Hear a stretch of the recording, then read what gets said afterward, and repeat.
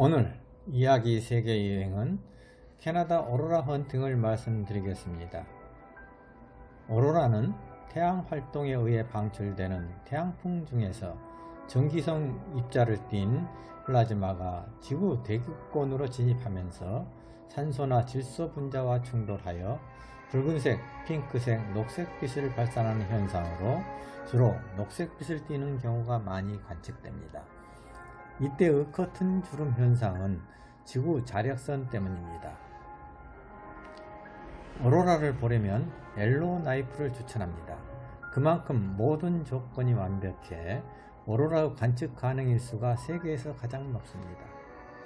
옐로우 나이프는 북극권 툰드라 가장자리로서 북위 62.31도에 위치합니다. 거대한 호수인 그레이트 슬레이브 레이크가 주변을 감싸고 있죠. 이 호수는 겨울철 결빙되는 아이스로드, 즉 산업도로로 이용됩니다. 근본 요정은 옐로우나이프를 중심으로 하여 인근 오로라 관측 유망지인 로키 산맥 최북단 화이트 호수를 방문하고자 합니다.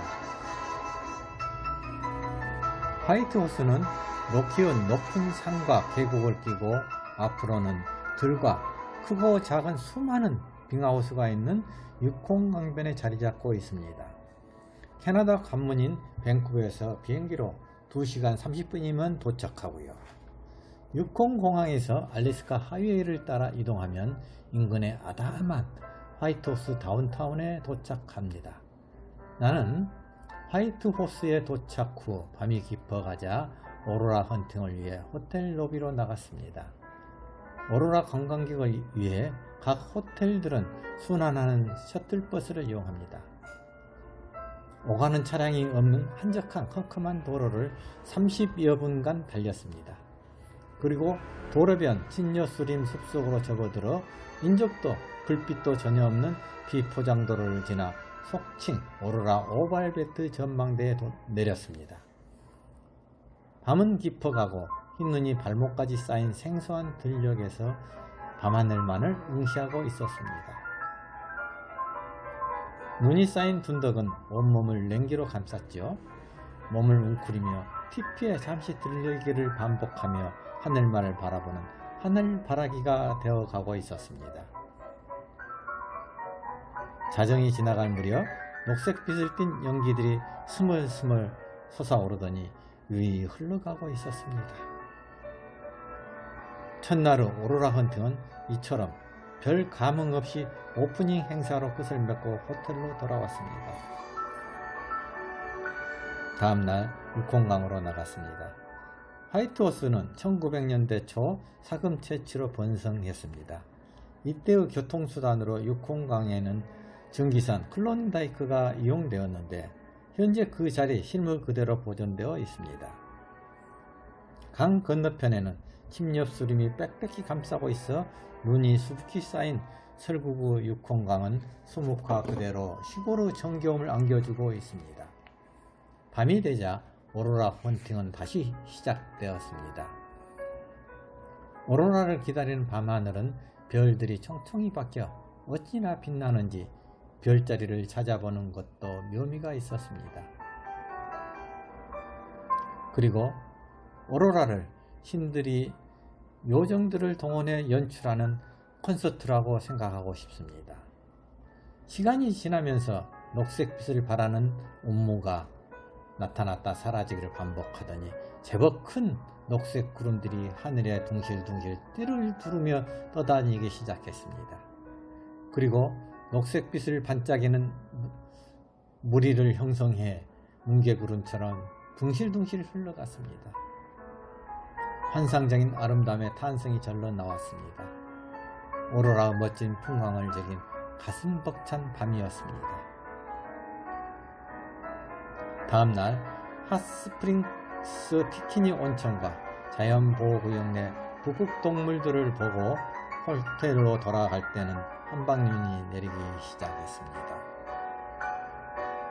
밤이 찾아오고 오로라 전망대에서는 한방눈이 쏟아지는 숲속의 밤을 피피에 앉아 불멍에 빠지는 여유 속에 아쉬운 화이트 호수 요정을 마무리해야 했습니다.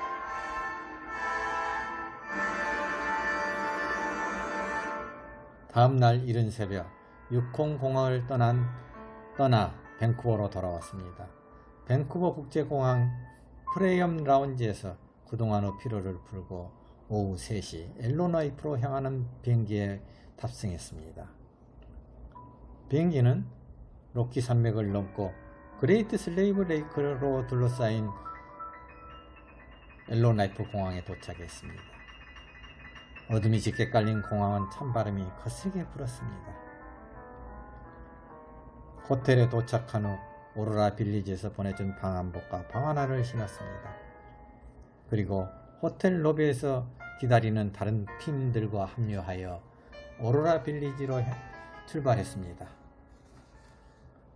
오로라 빌리지 기온은 화이트 호수와는 사뭇 달랐습니다. 그곳 기온은 벌써 뚝 떨어져 영하 35도를 기록하고 체감 온도는 영하 50도에 육박한다고 하네요. 따라서 카메라를 핫백 여러 개로 감싸고 털목도리로 둘렀는데도 렌즈 틈으로 들어간 한기의 배터리가 얼어붙고 카메라의 사용은 불능 상태가 되었습니다. 더군다나 플라스틱 삼각대마저 얼어서 가벼운 충격에 부서져 버리고 말았네요. 몸과 마음마저 얼어버리자 DP에 들어가 휴식을 취하며 불타는 장작과 카메라의 처참 몰골을 바라보고 있었습니다.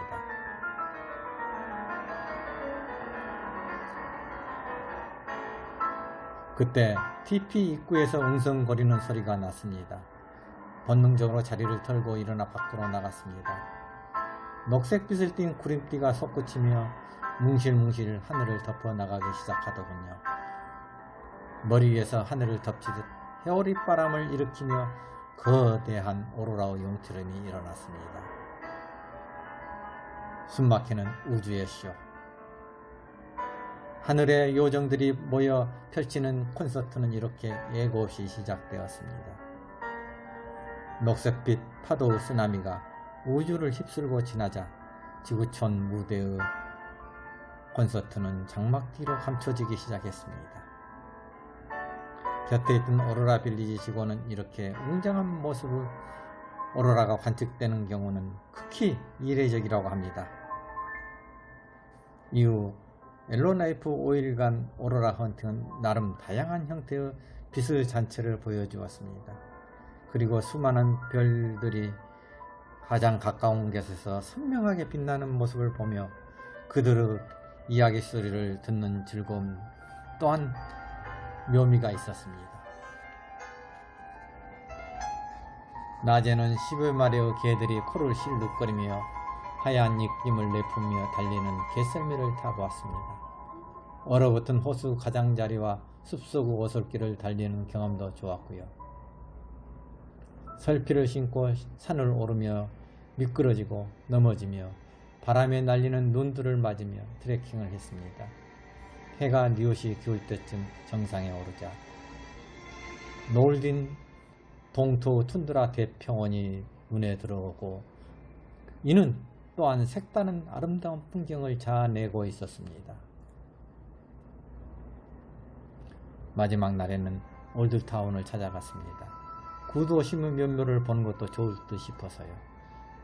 인적이 없는 한적한 설국의 도로는 적막하기 그지없고 저는 방랑자가 되어 그레이트 슬레이브 레이크를 따라 걸었습니다. 주변에는 간간히 민가가 있고 뻥뻥 얼어버린 보트와 여선들이 흰눈을 뒤집어 쓰고 있었습니다. 추위와 피로감에 쉴 곳을 찾았으나 눈에 띄지 않더군요. 얼마간 힘겨운 발걸음을 딛고 있을 때 흰눈이 소복히 쌓인 조그만 간판이 눈에 들어왔습니다. 무스, 즉 사슴이 춤추는 그림과 레스토랑에는 조그만 글귀가 눈에 띄었습니다. 영업시간 전으로 문이 닫힌 채 청소하는 중이었습니다. 문을 조금 열고 커피 한 잔 마실 수 있을까요? Please, please.